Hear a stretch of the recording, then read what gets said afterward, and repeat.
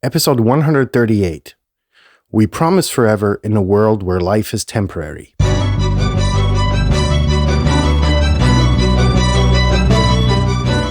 You're listening to the very best podcast in the world on health, wealth, and happiness. Please remember to leave a review and share with all your friends and family. And here is your host, Lars Hilser.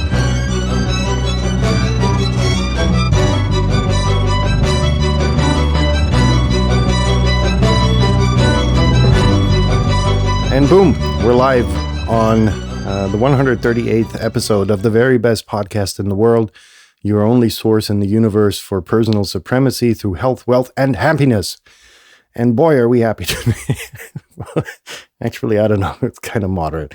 Anyhow, today's episode, I've kind of spent a lot of time thinking about how I could convey the meaning or my interpretation of this very intense quote that I found reading, I don't know, some kind of philosophical discourse that I was scrubbing through because I was looking for something and I came across this and I was like, wow, that's deep. You know, that feeling, and then you're like, okay, how do I interpret this? And I spent like a lot of time because I was standing on a ladder outside doing some cabling and whatever.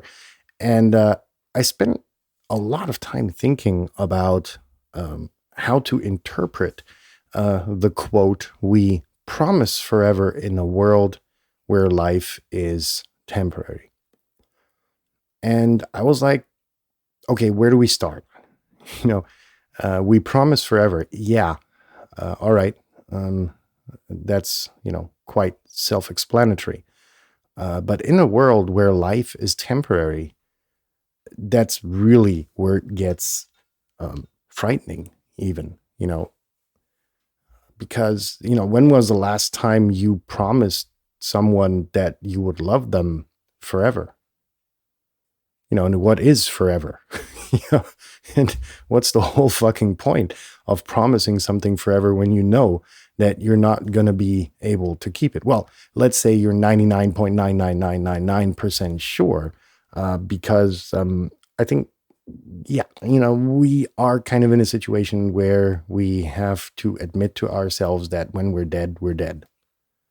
And that there may be a leftover of ourselves, our soul, that kind of leaves the body.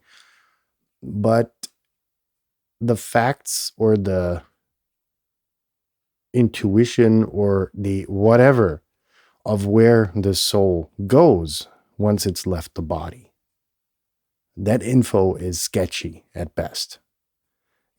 Does it kind of go back into the kind of like a soul hotel, and then comes, gets a call at 5 a.m. and says, well, yeah, we just had a fly that was born, and you're going to go into that body and you're going to spend your, next life as a fly. And so, it's like, be careful what you promise.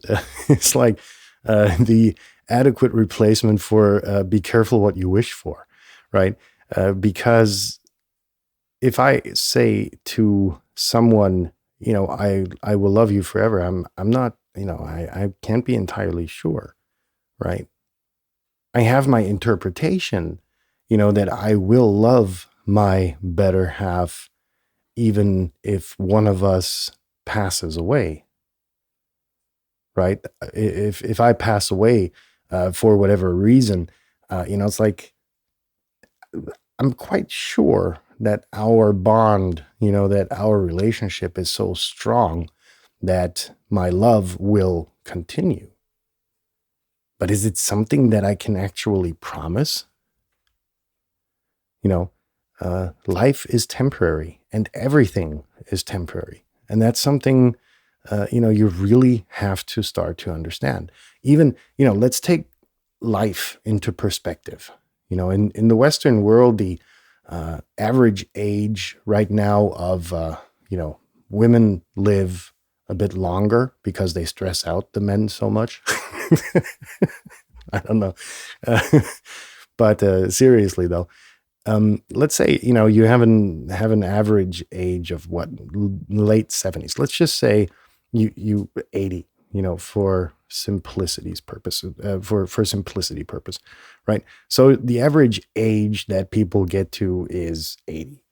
By and large, you're going to have a lot of people dying at 70 and or few at 110. That's how you get to the average. So let's say the oldest person in the world ever recorded was what, like 120 maybe. And then you put that into perspective where you say, wow, the pyramids, holy shit, they're 5,000 years old. Let's assume for a moment that the Egyptologists were right in their determination.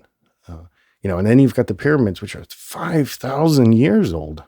And then you're like, okay, that's old. That's, we had like a very exquisite and advanced society that lived during that time. And then, we kind of had the Christianity and all of those good folks fucking all of the knowledge up that was already discovered and wasn't able, but I'm getting carried away. So, and then you're like, okay, where do we go next? Let's say, how old is Earth? And I forgot the exact number, but it was like, like 4 point something billion years with a B. And between the pyramids and the beginning of Earth, there's a lot of speculation, really a lot of speculation. And that's what makes this so interesting. It's like, how do you want to promise forever in context to that? So, and then you're like, okay, let's go one step further and say, how old's the universe? What was that, like 13, 14 billion years? Assumed, And they're like, everything in between billions and 5,000, they're like, okay, a lot of shit has to have happened between that.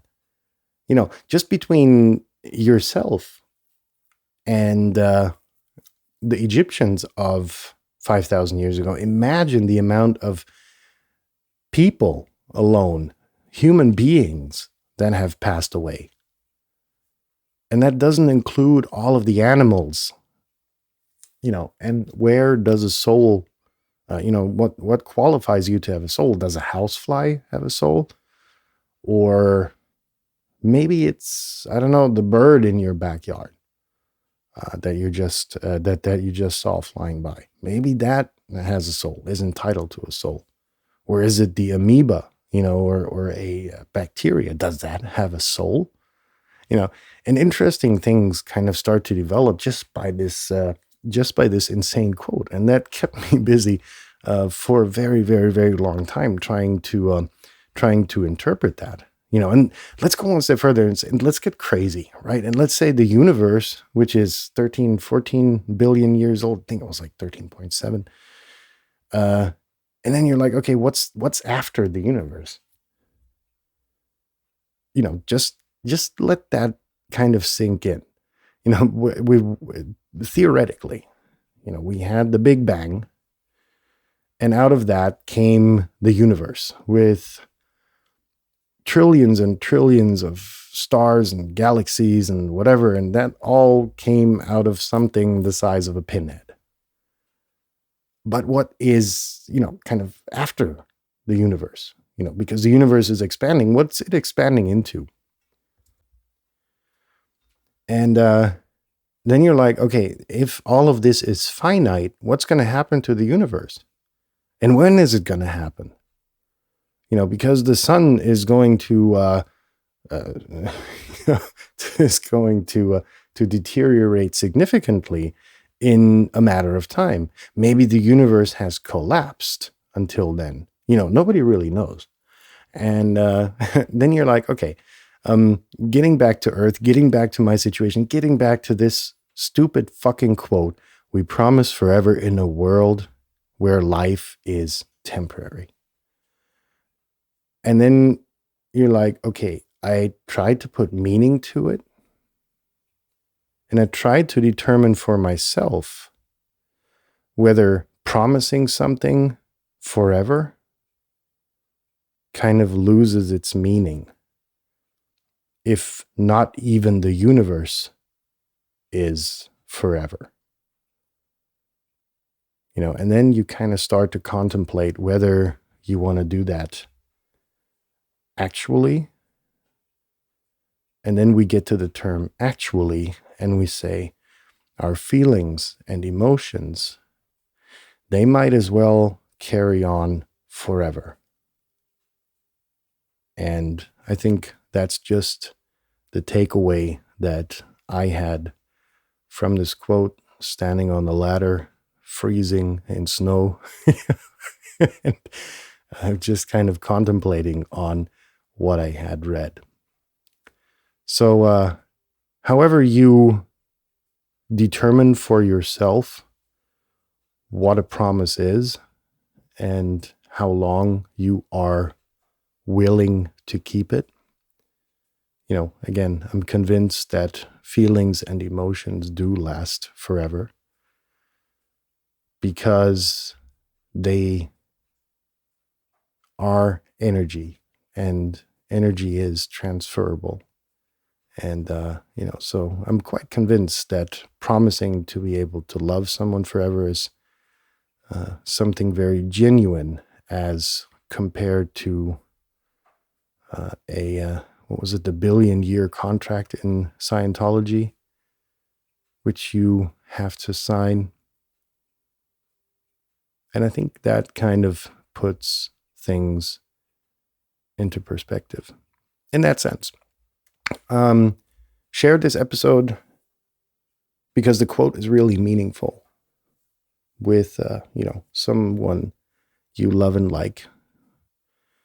Please do share it with a person that you have promised you would love them forever. And in that sense, I'm going to tune out. I'm going to wish you a successful day. And if you've already had your successful day, have a good night. And we'll be in touch tomorrow. And we're going to talk about 5 types of people to surround yourself with. Stay tuned. Peace out.